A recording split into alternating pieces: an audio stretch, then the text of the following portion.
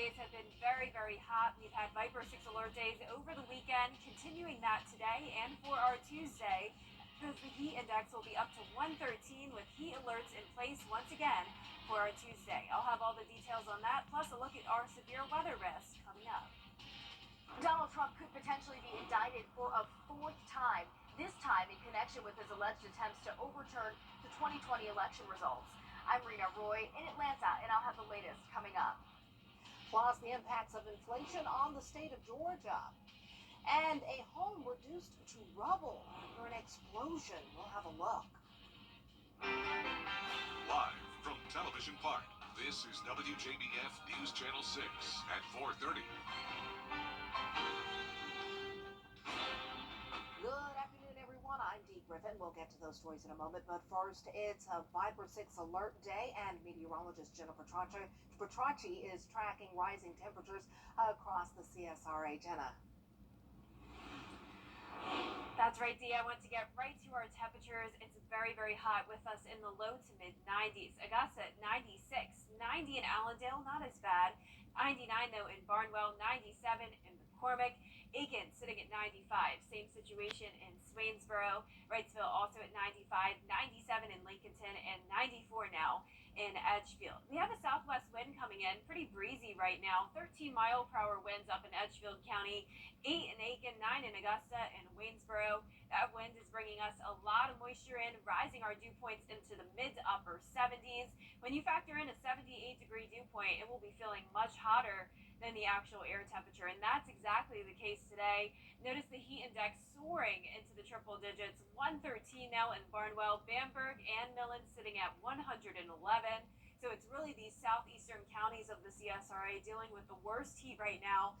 The rest of us starting to see some dropping values into around 106 up in Washington and Tolliver County, and notice there is an excessive heat warning for Wilkes County down to Emmanuel. That's for the heat index up to 113 today, though as you can see, really the entire CSRA could have up to 113. Now this will be ending at 8 p.m. Same situation for a heat advisory, also going till 8 o'clock.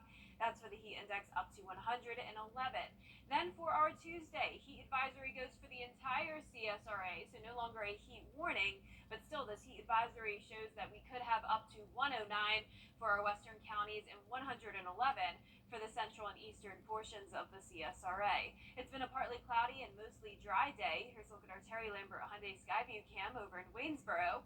I'm not seeing any showers and storms in the CSRA other than down in Emmanuel County, but I am keeping an eye on this line that's around Athens. This will be moving down towards the southeast, impacting anywhere from Wilkes County down to around Hancock County, though I do think a lot of those storms will fall apart before they reach us. And the rain over in Emmanuel County really starting to fall apart now with just one brief shower outside of Swainsboro. So we have a weak disturbance over the CSRA, bringing us the chance of a few pop-up showers this evening, but I'm keeping my eye on this cold front. That'll bring us a better chance of rain tomorrow, and also a little bit of heat relief as we go into Tuesday night and Wednesday. In the meantime, for this evening, though, can't rule out a stray shower or storm. We'll be down to 92 at 7 p.m., upper 80s by the 8 o'clock hour. So that Viper 6 alert day goes all the way through Tuesday. Heat index once again up to 113 with scattered showers and thunderstorms tomorrow. And that cold front will also bring us the heat relief starting by Wednesday. I'll have all the details on that coming up, but back to you, Dee. All right, Jenna, thanks so much. We'll see you in a few minutes. A Georgia grand jury may indict former President Donald Trump and his allies in the next few days. Now, let's head to Washington, D.C. for a live look at the Fulton County Courthouse. This is Atlanta, actually, where prosecutors will present their case findings into the former president's alleged efforts to overturn his 2020 election loss in the state. Rena Roy has the latest. Heightened security outside the Fulton County Courthouse in downtown Atlanta, with extra officers and police cruisers on hand as we await potential charges against former President Donald Trump. Fulton County District Attorney Fonnie Willis has been investigating Trump's alleged attempts to overturn Georgia's 2020 election results.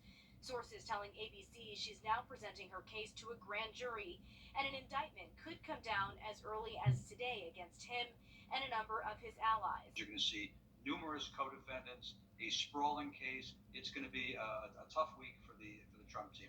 The probe went on for 2.5 years, a Georgia special grand jury hearing testimony from more than 75 witnesses, including Georgia Secretary of State Brad Raffensperger, who Trump called after the election, allegedly pressuring Raffensperger to find the votes needed to win. So what are we going to do here? Because I only need 11,000 votes. Trump made 2 other phone calls to state officials in late 2020 and early 2021.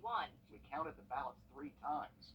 He lost this state, and he continued to say he didn't lose it, and it's just creating a lot of tension and a lot of chaos. It's completely unnecessary. Trump, who is still the leading Republican candidate for 2024, has denied any wrongdoing, speaking out about the case in Iowa on Saturday. We don't take plea deals because I did nothing wrong. It's called election interference. While some Republican voters are standing by him as his legal troubles mount, I'm still backing him 100% until something tells me otherwise.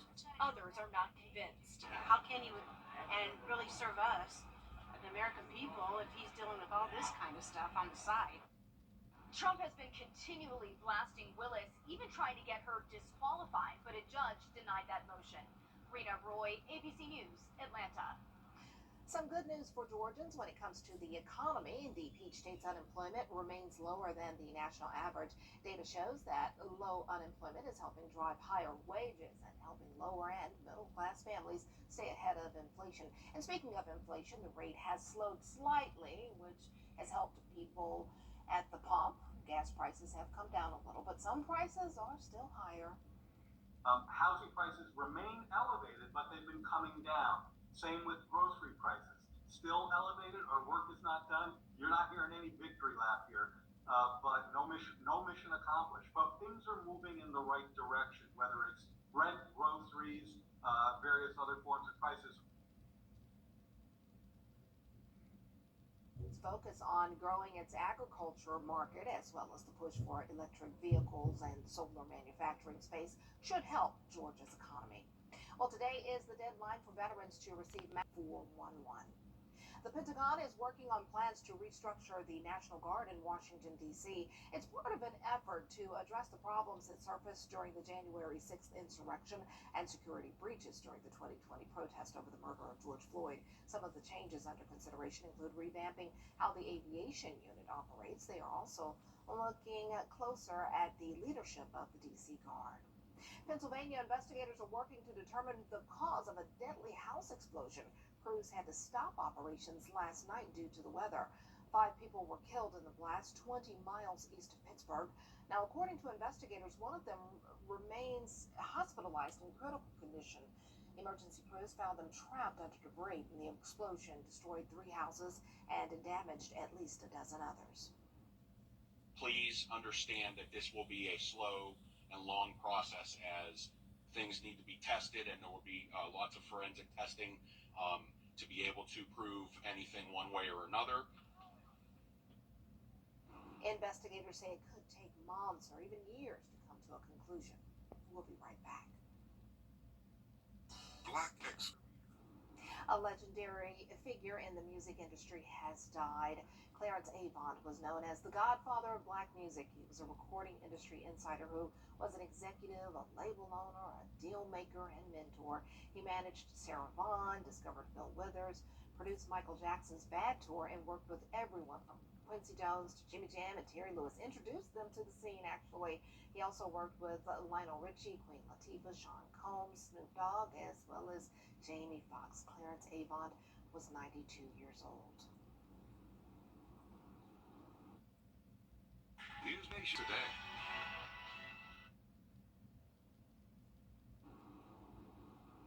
A former Columbia County teacher will have to register as a sex offender. Scott Hooker pleaded guilty today to a misdemeanor charge of sexual contact with a person with supervisory authority. Hooker was charged last year with sexual contact with a teen while he was a teacher at Evans High School. He won't serve any prison time, but the district attorney says the victim and their family were pleased with the sentence. Hooker is still facing similar charges in Burke County. District Attorney Bobby Christine applauded the work of law enforcement in the Columbia County case. This is a WJBF Live Viber 6 alert. Here's a look at our Terry Lambert Hyundai Skyview cam on this Monday afternoon. It's been a pretty dry day.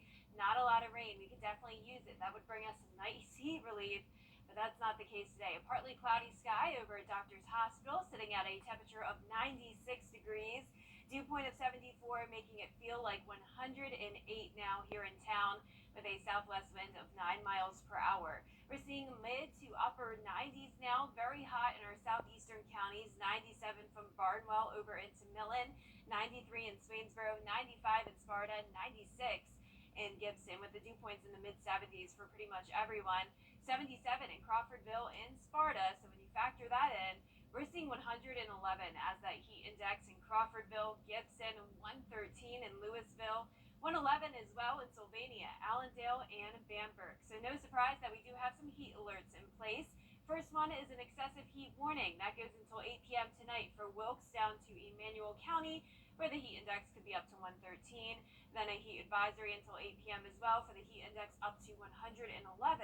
Though I'd say it really doesn't matter where you are. All of us have the potential of seeing up to 113 today and up to 111 tomorrow, though it is a heat advisory up to 109 for our western counties from 10 a.m. to 8 p.m. on Tuesday, and up to 111 for our central and eastern counties tomorrow. So pretty much hot no matter where you are. Right now, not a lot of rain on Live Viper 6, though I am tracking a line of scattered showers and storms passing towards the Athens area now, and those will be making their way towards our northwestern counties. We'll have a chance of rain tonight for Wilkes down to Hancock County. The rest of us staying pretty dry. But tomorrow we will have a better chance of rain. That'll bring us a little bit of heat relief. We'll notice a cold front moving in from the west. That'll bring us some scattered showers and thunderstorms. So for your pool planner tomorrow, not only will it be very hot, but you also have to dodge some thunderstorms if you're out there later. 5 o'clock is when it will be pretty rainy across our area. Now, if you are headed to the pool, definitely remember your safety tips. You'll want to use SPF 30 or higher. Definitely recommend higher. And definitely reapply that sunscreen often. Keep plenty of water with you, and even some electrolyte drinks would be very helpful to stay cool if you're outside today and for tomorrow. Heat index up to 110 for Tuesday. Then as we go into the middle of the week, we will see some of that relief. The cold front will be bringing in some drier and cooler air. Highs back down to around 90 degrees, feeling like those mid to upper 90s, so more so typical weather for the middle of August. Now, the Storm Prediction Center has put a marginal risk of severe weather for some of our counties tonight, though as you saw on radar, we really aren't seeing much activity. Can't rule out a stray storm or two, but I'd say the more so threat would be for tomorrow, as there is a marginal risk throughout the entire CSRA where we could see some gusty winds and hail. So let's go into our future cast. Tonight we'll see a few storms possible in those western counties. The rest of the day will be staying dry, and it will start out Tuesday morning very dry as well. And then as we go into the afternoon, we will see a few more storms moving in due to that cold front passage. You can see that now on our future cast. Notice by around 1, 2, 3 o'clock in the afternoon, those storms begin to fire up, and we'll have a better chance of severe storms later on that evening. Once again, can contain some damaging winds and hail, so we'll keep an eye on that. Our lows tonight will be in the mid 70s. It's going to be very muggy, partly cloudy with the chance of storms tomorrow as well. Our highs will be in the mid 90s. And your 10-day forecast showing that Viper 6 alert day for tomorrow, 60% chance of rain, becoming less humid Wednesday and Thursday. Rain chances go down to 20%, and then a really nice dry and sunny stretch from Friday all the way through next Monday. And our highs will be near average in the mid 90s. We'll be right back.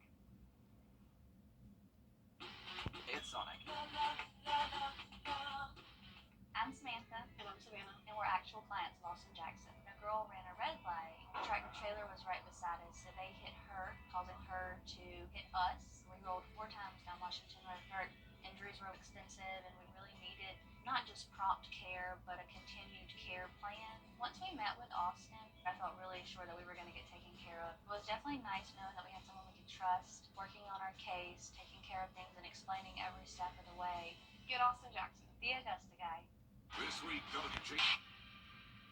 Do you have what it takes to be a Border Bowl cheerleader? Tryouts will be held on Sunday, August 27th at Lincoln County High School and First Baptist Church of North Augusta.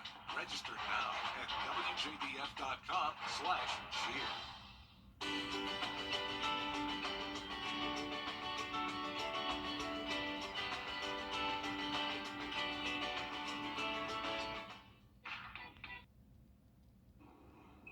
the world's most expensive teapot, and it's called the Egost.